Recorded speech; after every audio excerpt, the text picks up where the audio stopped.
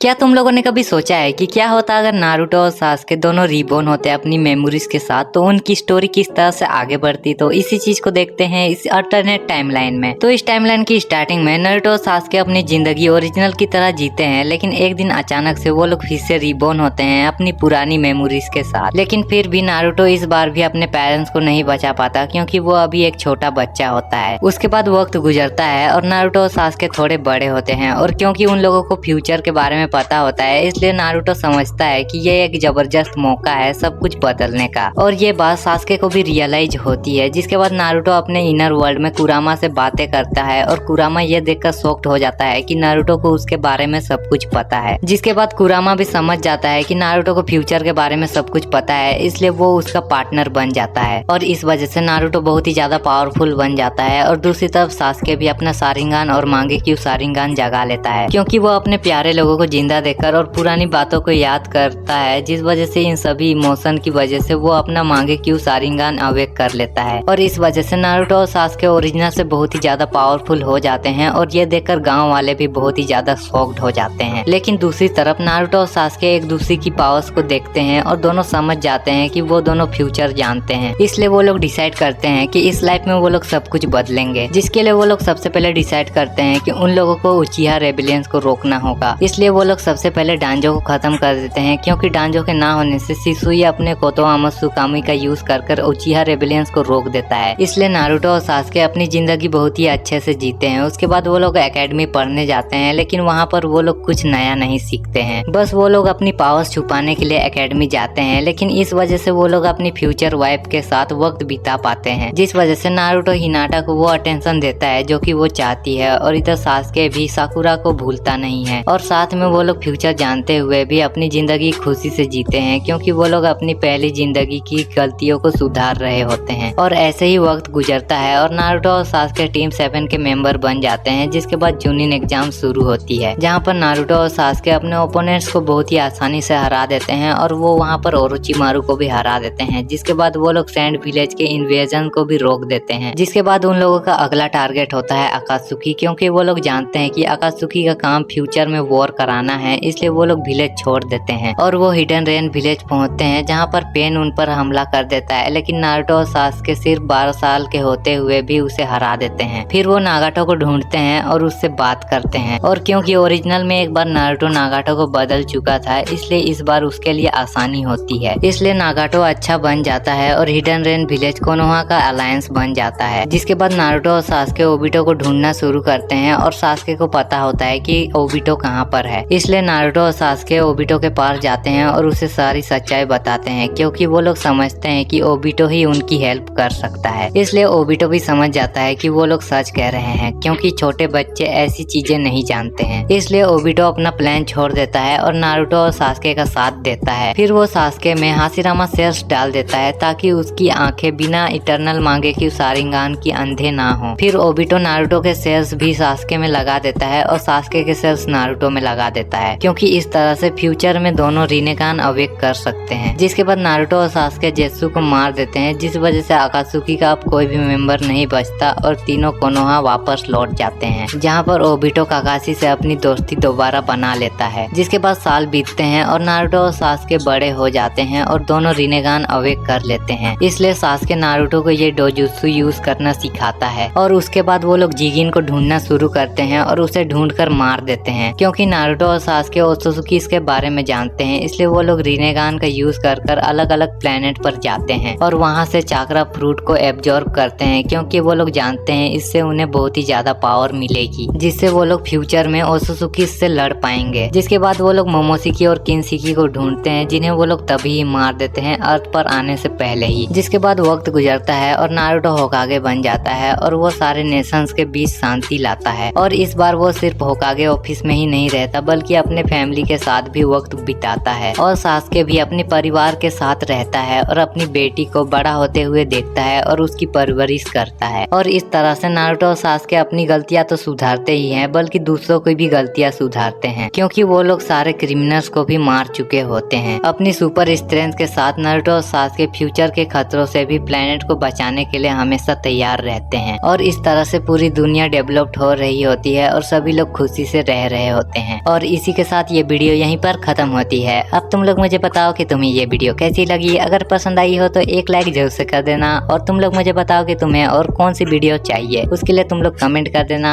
तो मैं पूरी कोशिश करूंगा अगली वीडियो बनाने की। तो मिलते हैं किसी और वीडियो में।